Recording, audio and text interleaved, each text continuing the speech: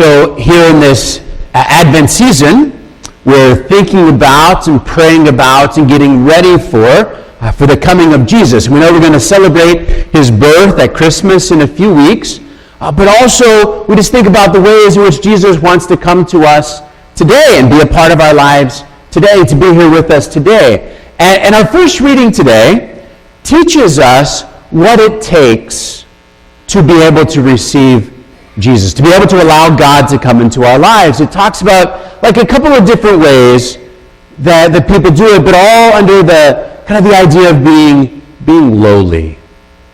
Isaiah says that God's going to come to the lowly. It says that the lowly ones are going to be filled with his joy.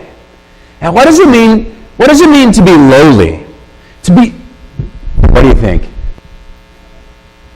What's that? Not exactly. Not exactly. What's that? No?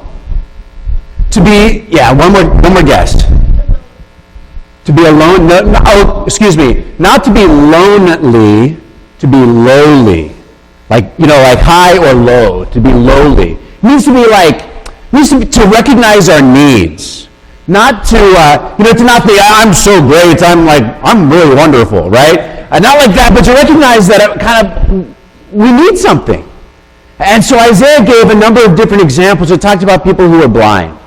You just know, I can't see. I need someone who can lead me and guide me around.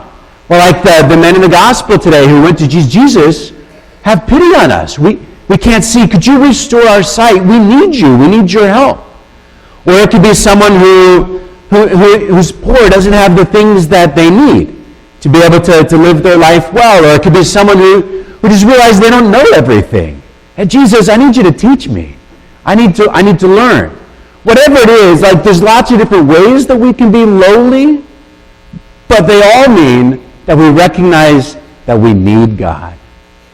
And when we do that, when we recognize that we need God, we're ready to ask him, Jesus, have pity on us. Well, then we're ready to receive him. And if we're not like that, if we don't think that we need him, then we're probably not going to receive him. And so we think about, in this season of Advent, Monday we're going to celebrate the greatest of all saints. Who do we celebrate on Monday, this coming Monday? Do you guys know? Who's the greatest saint? You got the right person, the wrong title though for Monday. Nope, St. Nicholas Day. So it's Mary, but what title Monday? Nope. It was. That's a really smart answer because it would be Juan Diego Monday, except Mary, the Immaculate Conception, is getting moved to Monday. Anyway, all right, so Monday we're going to celebrate Mary. And Mary, when she conceives and Jesus is inside of her, and then she goes to visit Elizabeth, she's gonna sing this beautiful song that we call the Magnificat, where she says that God has looked upon me in my lowliness, right? Mary, who had received the greatest gift ever to be the mother of Jesus, right? She had received that wonderful gift. She realized that it wasn't because she was great. She didn't say, God recognized how wonderful I am. She didn't say that. No, God recognized my lowliness. She herself knew how much she needed God. And so she was ready to receive God. And we want to be like that. Unfortunately, sometimes we can be like, the people in the gospel, at the beginning of the gospel, they realize how much they need God. So Jesus, have pity on us. And so then they receive their sight. And then Jesus tells them, don't go tell everybody. Let's just keep this quiet. But what do? They tell everybody. Right? And we don't know why they went and told everybody. Maybe they were so overwhelmed by the goodness of God, but more likely they probably kind of wanted some attention. Right? Because if you go around and say, hey, I used to be blind and now I'm not, people make a big deal out of that, right?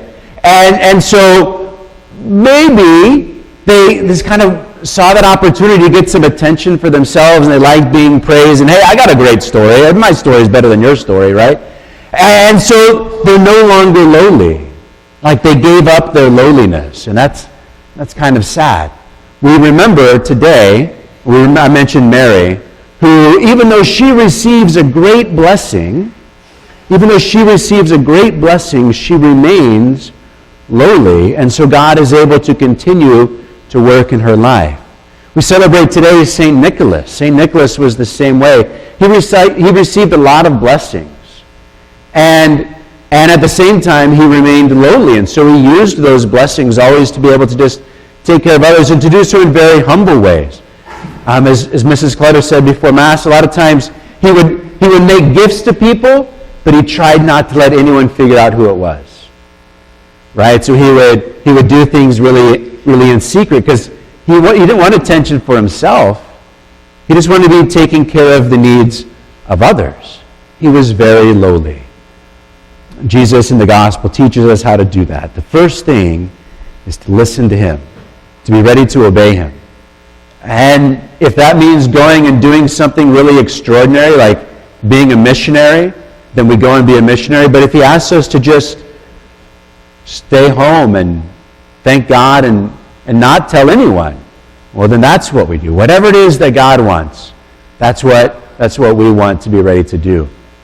As we continue with this celebration of the Mass today, we just ask for the grace to be like Mary, to be like St. Nicholas, to be like Jesus teaches us to be, so we can be lowly, so we can be ready to receive him this Christmas with great joy, recognizing the ways in which he's working in our lives. Let us stand and present to God our petitions.